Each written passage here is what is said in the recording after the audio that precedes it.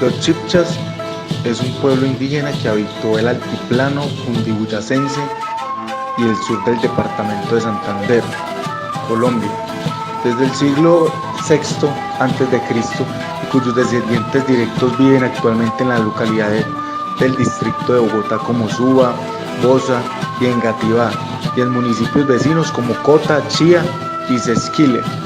Una parte importante de la población actual de la cordillera oriental de Colombia es resultado del mestizaje de los muiscas con otros pueblos, particularmente con los españoles. Su lengua original fue el Iscubuni, de la familia lingüística chibcha, que está casi extinguida, pero existen proyectos para revitalizarla. Los chibchas cultivan maíz, papa, quinoa y algodón, entre otros productos. Eran excelentes orfebres, practicaban el trueque de mantas, sal y esmeraldas con los pueblos vecinos. El centro del poder comercial de los chibchas se ubicaba en Unza, actual Santiago de Tunja. En el ámbito militar tenían preeminencia el asentamiento de Pacatá, actualmente Bogotá.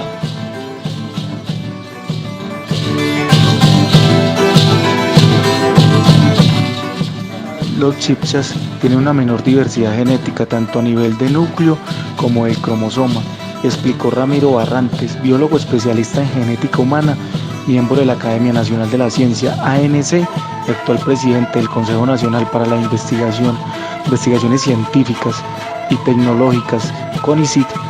La incognitividad chibcha. Todos los estudios a la fecha concuerdan en que la diversidad genética disminuyó conforme los amerindios fueron desplazándose a otras regiones del continente. En ese entendido, los chibchas en Costa Rica deberían tener mayor diversidad que los de Colombia, y resulta que no es así, comentó Barrantes. Los cabequeros y los guaymíes, como descendientes de los chibchas y grupos estudiados por Barrantes y su equipo por tener pocos genes no indígenas, poseen una menor diversidad genética, y por Barrantes plantea que otra hipótesis, el aislamiento por estructura poblacional, el cual tiene como consecuencia una menor variabilidad genética. En los chibchas, como en otros grupos amerindios, se debe la poligamia.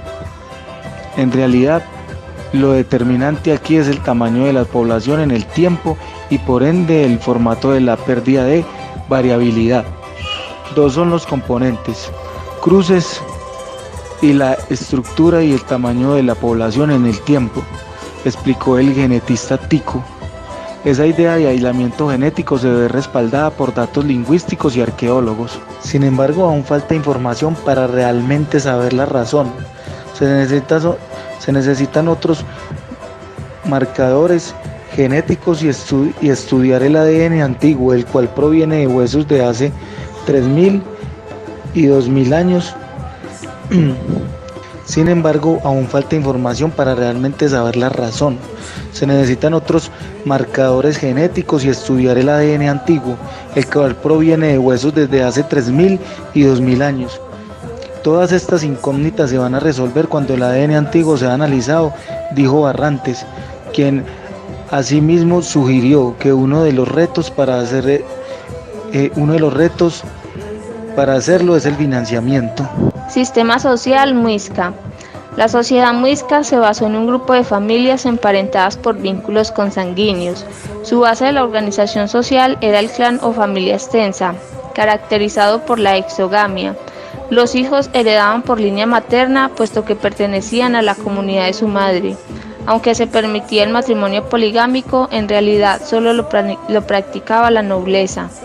Los individuos trabajaban en común las tierras de su jefe de clan o del sacerdote o jefe. Varios clanes formaban una tribu y sus miembros trabajaban las sementeras del cacique. Ello originó la diferenciación de grupos dentro de la sociedad y condujo a la formación de clases y al surgimiento de la propiedad privada y del Estado.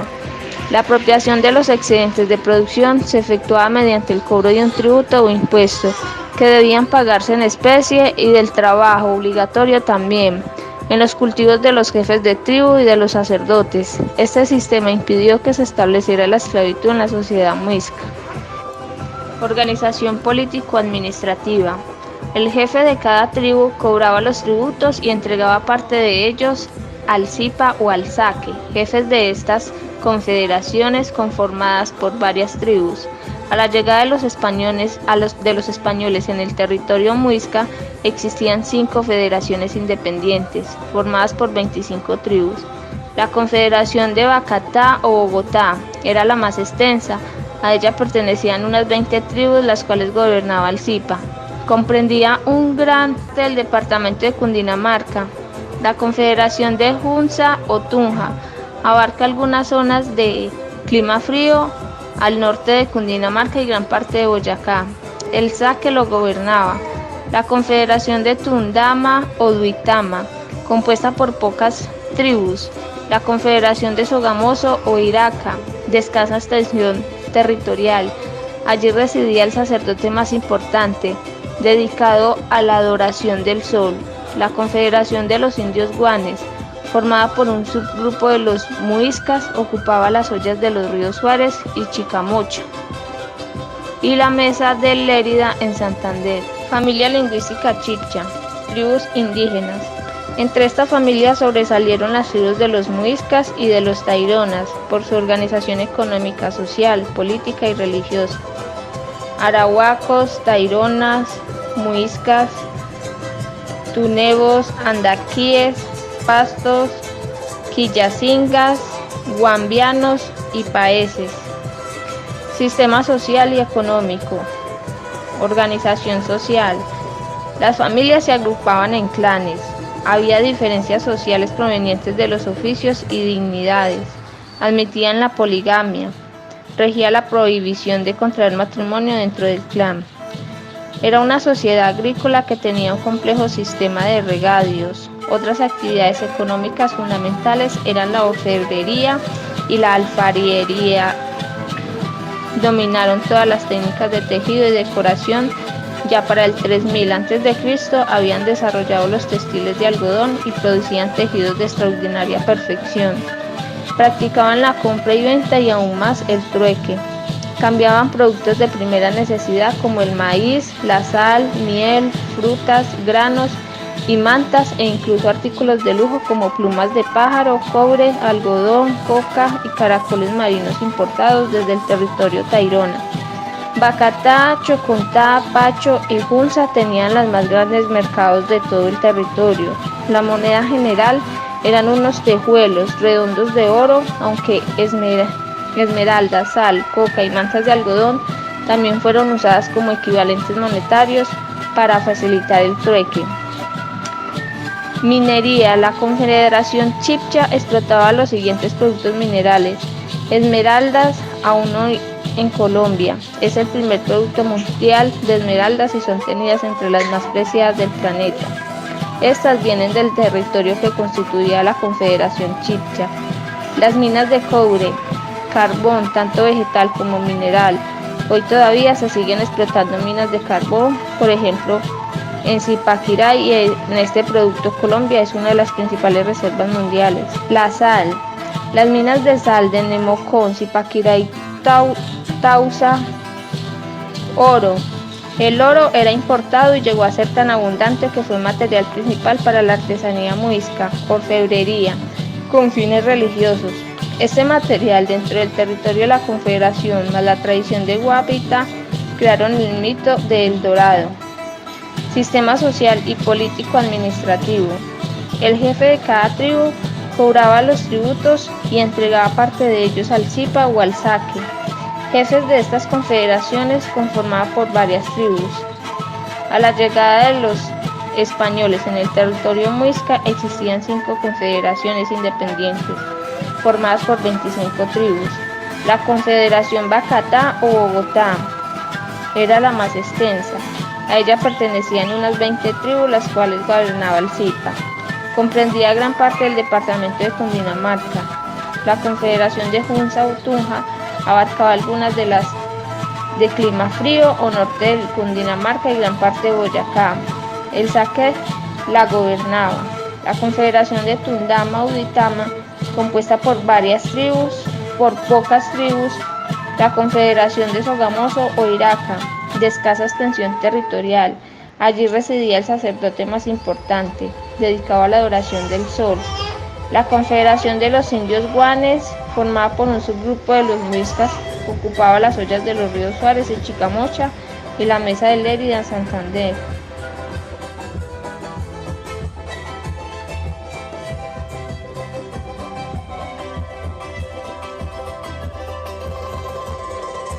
Leyes o normas. Código Nemequene. Los muiscas se regían por un complejo sistema de sentencias o leyes muy estrictas que sustentaron el orden moral, político y social llamado Código de Nemequene, transmitido oralmente. El código castigaba el incesto y condenaba a muerte al homicida, aunque hubieran conseguido el perdón de los familiares del difunto. El hurto se castigaba con la pena de muerte, al igual que el soborno. Si una mujer moría en el parto, el marido debía indemnizar a la familia de la esposa. Existía la pena de muerte para quien violara a una mujer y para el que huía de la guerra. Además se limitaba el lujo en la gente común. Buena parte de las normas establecidas por Nemequene pertenecieron vigentes incluso después de la conquista española. En 1676, el cronista Lucas Fernández de Piedradita declaraba que los muiscas cumplían las normas del Código de Nemequene con tanta puntualidad que aún pertenecían parcialmente vigentes, aunque no con la imposición Nemequene, también llamado Nimiquene o Nimegüene. Fue un zipa de Bacatá que gobernó durante 24 años, desde 1490 hasta su muerte en 1514. Fue considerado como el mayor legislador de los muiscas después de Bochica y Nombaponén. Las leyes del Código de Nemequene fueron las siguientes: pena de muerte contra el homicida, aunque le perdonasen la mujer, los padres y los parientes de la víctima, pues solo Chiminguagua, quien daba la vida, podía perdonar al que la quitaba. Pena de muerte para el hombre soltero que violase a una mujer. En caso de que el hombre fuese casado, se le permitiría a dos hombres solteros dormir con su esposa, pues esta deshonra considerada por los muiscas peor que la muerte. El hombre que cometiese incesto con su madre, hija, hermana o sobrina sería metido en un pozo estrecho lleno de agua y sabandijas y cubierto por una losa grande de piedra hasta que muriese. Lo mismo para las mujeres que incurriesen en el mismo delito. Pena de muerte para los sodomitas. Si una mujer moría al dar a luz, pero sobrevivía el bebé, el marido de la difunta debía hacerse responsable de la crianza de la criatura. En caso de que el bebé también muriera, el marido debía dar la mitad de sus bienes a sus suegros o a los hermanos o parientes más cercanos de su difunta esposa. Si el marido no tenía posesiones suficientes, debía entregar a los deudos de su esposa un buen número de mantas de algodón. En caso contrario, se le perseguía hasta darle muerte. Al ladrón de menor cuantía se le sentenciaba la pena de azotes. Al ladrón de mayor cuantía se le dejaba ciego aplicándole fuego delante de los ojos. Al ladrón reincidente se le clavaban puntosas espinas en los ojos. Ningún cacique o noble, por importante que fuera, podía subir en andas, sino solamente el zipa, a la persona a quien él concediese ese privilegio. Las andas eran un tablero con una silla adosada que, sostenida por dos varas paralelas y horizontales, servía para conducir al zipa sobre los hombros de sus criadores. Solo los usaqués, caciques feudatarios de las más altas jerarquías después del zipa, tenían permiso para horadar sus narices, para ponerse narigueras y perforar sus orejas para ponerse pendientes y las joyas que quisiesen. Los bienes de las personas que morían sin herederos legítimos pasaban a ser prioridad del zipa. Los únicos herederos legítimos eran los sobrinos, los hermanos y los hijos, en ese orden. Al huechá que mostrase cobardía cuando fuera convocado para la guerra o estando en ella, se le despojaría de sus vestiduras de hombre y se le obligaría a vestirse de mujer. ocupándose en las labores que consideraban propias del sexo femenino por el tiempo que el Zipa juzgase conveniente, pena de muerte al guachá, que se retirase de la batalla antes de lo que lo hiciera en su capitán. Para delitos menores o leves, las penas más comunes eran romper la manta del delincuente o cortarle el cabello. Religión de los muiscas. Los sacrificios humanos eran ceremonias populares de gran importancia en los pueblos chibchas. Fueron de estas ceremonias en las que el homenaje al dios extrañaba el sacrificio de un ser humano. Existían otras de gran renombre, como la famosa de El Dorado, de carácter mágico religioso. Esta ceremonia tenía ocurrencia con motivo de la posesión en el mando del cacique de Guatavita y era por lo tanto de celebración poco frecuente. En cambio, las grandes procesiones rituales se sucedían a menudo, tenían lugar en ciertas épocas del año y adquirían una grandiosa fastuosidad. Laguna de Guatavita. Actividades guerreras. Los chibchas utilizaban en sus guerras grandes macanas, lanzas y cachiporras de madera y hondas para lanzar guijarros. Su arma principal era la tiradera o estolica, que son ciertos dardillos de varilla liviana a madera a forma de carrizos con puntas de macana. Cuando en las actividades de guerra lograban cautivar niños pertenecientes a las tribus enemigas, los destinaban para ser sacrificados al sol y los mantenían entre casas especiales donde recibían buen trato y comida esmerada. El sacrificio tenía lugar en las altas cumbres que miraban hacia el este. Huellas de la naturaleza chibcha en nuestra sociedad. La utilización de la hoja sagrada de la coca, el respeto por el agua y la naturaleza y otras prácticas de la milenaria cultura chibcha o muisca, tan importante como la inca, maya y azteca, sobreviven en Colombia pese a la agresión de siglos.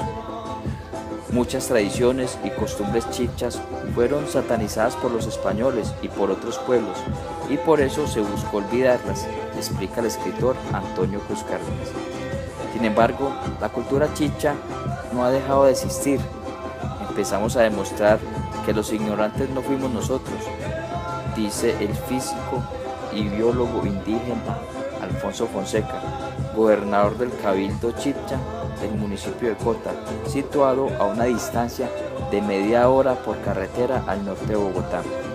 Al igual que los mayas, aztecas de México, de los incas del Perú y de los aymara de Bolivia, los muiscas de la época del descubrimiento habían sobrepasado la civilización primitiva y obedecían a caciques.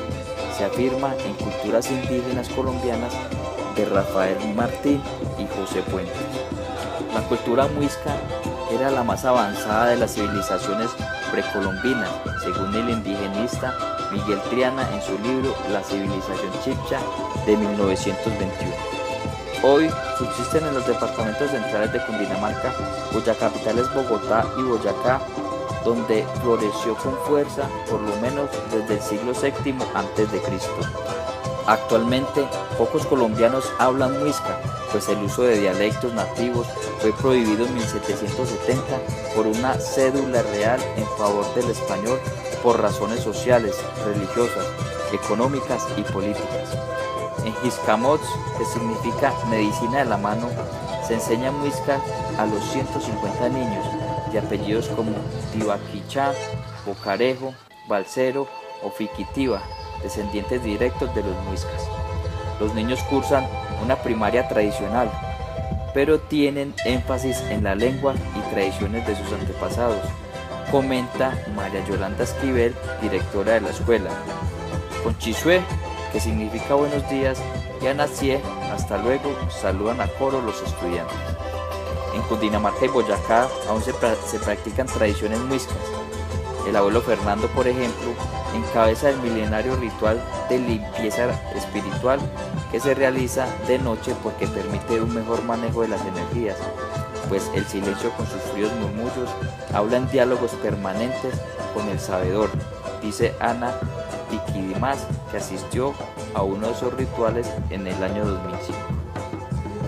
En Bogotá sobreviven además vocablos chibchas como curuba, que es una fruta, toche, un pájaro, guadua, una planta similar al bambú, y tatacoa, un animal salvaje, entre otros, aunque muchos desconocen su origen. Algunos bogotanos creen que son chichas, palabras como ají y ajiaco, nombres de dos platos tradicionales locales, pero su origen es caribe, según investigadores. En Bogotá es posible adquirir en modernos centros comerciales productos elaborados a base de la hoja de coca, utilizada durante siglos por los muiscas, entre otras culturas indígenas, en rituales y curaciones, vino para combatir la depresión, galletas contra la fatiga o para controlar el apetito, tés energizantes y pomadas para calmar los dolores de la artritis. También se elabora una loción analgésica y antiinflamatoria, el Codacol, un refresco revitalizante e hidratante llamado Coca-Sec, y gotas florales contra la adicción al alcohol, el tabaco y la cocaína. La planta de coca lo cura casi todo. Los indígenas lo sabían siglos antes que los laboratorios farmacéuticos, señala el antropólogo Héctor Bernal. La tienda Coca indígena de su propiedad es la primera especializada que se abrió en Colombia y que comercializa todos los productos indígenas elaborados de la naturaleza, especialmente de ese vegetal y de la marihuana. Hasta mediados del siglo XX, las hojas de coca se vendían en las boticas de Bogotá y otras ciudades, y las madres la utilizaban para que los niños durmieran más tranquilos. A mí me dieron hojas de coca en el tetero. La coca no tenía entonces la carga cultural negativa de hoy, dice la antropóloga Patricia Clavijo, de 55 años. Los chipchas cultivaron y utilizaron la coca siglos antes del narcotráfico. También respetaban y defendían la naturaleza cuando no existían los ecologistas, y practicaban la medicina natural siglos antes de que ésta renaciera en el siglo XX. Su sometimiento violento a un régimen de explotación colonial destruyó paulatinamente su organización económica, social, política y cultural, que causó a mediados del siglo XVII la catástrofe demográfica de su población, dice el investigador Luis Eduardo Biesner en Etnografía Muisca. Los españoles no entendieron nada de esa civilización, y como los chipchas no eran guerreros, perecieron bajo su violencia, afirma Cruz Cárdenas. Otras costumbres. Descendientes directos de los chipchas residen hoy en Bogotá o en municipios cercanos como el citado Cota, Chía, Tenjo, Sesquilé, Suba, Engativá, Tocancipá, Cachancipá y Ubaté. En Cota y Suba hay dos asentamientos chipchas. Chía significa luna y Cota es un participio del verbo chipcha, constanzuca, que significa crespo, crespa, encrespado, desgreñado, según la obra Geografía Humana de Colombia, región andina central, de la Biblioteca Luis Ángel Arango. A los descendientes muiscas se les reconoce por sus obras. El comercio sigue siendo para ellos, como para sus antepasados, una de las principales actividades. El maíz, la papa, la yuca y los legumbres son la base de su alimentación. Continúan comercializando la sal, el carbón y los textiles, produciendo artesanías ricas en decoraciones de animales, hombres y seres fantásticos nacidos de su imaginación. En el campo y en las ciudades de Cundinamarca y Boyacá subsisten además métodos muiscas de cultivo que se guían por los ciclos de las lluvias o las fases de la luna. Los campesinos tampoco necesitan hoy los pronósticos meteorológicos. El canto de la mirla es anuncio de lluvia, y el canto y el vuelo de un copetón señala de que el agua pasará, explica Arturo Moscue, del municipio de Chía, a 20 municipios en automóvil al norte de Bogotá. Cuando las plantas de papa y arveja tienden a cerrar sus hojas y señalar hacia arriba, también es presagio de lluvia, dice. Subsiste la utilización de infinidad de contras o talismanes como piedra del río o una penca de sábila, aloe, para combatir la mala suerte. Como sus antepasados, los descendientes de los muiscas respetan los lagos, las montañas y las rocas.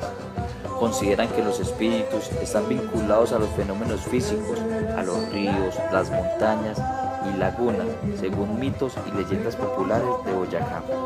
Algunos campesinos boyacenses creen que los espíritus del agua no solo viajan bajo la tierra, sino también toman fuerza humana y caminan. Historiadores afirman que esa supervivencia mítica tiene profundas raíces chibchas y está relacionada con mitos como el Bachué, Bochica, Huita y otros. Bachué era la madre del linaje humano, quien emergió en la laguna de Iguaqué, distante a 1 hora por carretera al oriente de Bogotá. Se casó con su hijo, pobló la tierra y regresó a la laguna convertida en serpiente junto a su hijo. Bochica era el dios civilizador y Huitaca la diosa rebelde. Por eso los chibchas fueron adoradores del agua, en un mito que se transmitió a los campesinos de Cundinamarca y Boyacá, comenta Cruz Cárdenas. No fueron como el tigre. Los chibchas habitaban las regiones centrales de Colombia. Al comenzar la conquista en el siglo XVI, la cultura estaba organizada en cacicazgos confederados, según la geografía humana de Colombia. El cacicazgo muisca de Bogotá, presidido por el Zipa, gran cacique, era el más importante de los 5 existentes, según Cruz Cárdenas. El territorio muisca incluyó valles interandinos, mesetas y laderas condicionadas por diferencias altimétricas, con diversas temperaturas, humedad y precipitación, de acuerdo con el historiador Álvaro Botiva en Colombia Prehispánica. Por todo lo anterior, el filósofo español José Ortega y Gasset, 1883-1955, no se equivocó al afirmar que el ser humano no es como un tigre, que cuando nace es un tigre y tiene que empezar desde el principio su profesión de tigre. El ser humano hereda todas las formas de existencia, las ideas, las experiencias vitales de sus antecesores y parte pues del pretérito humano acumulado bajo sus plantas, escribió en el libro de las Misiones. Los más de 8 millones de bogotanos y restantes pueblos que viven hoy en los antiguos dominios chibchas no comenzaron como el tigre. Cuando nacieron, el pretérito humano acumulado bajo sus plantas ya tenía una historia de miles de años.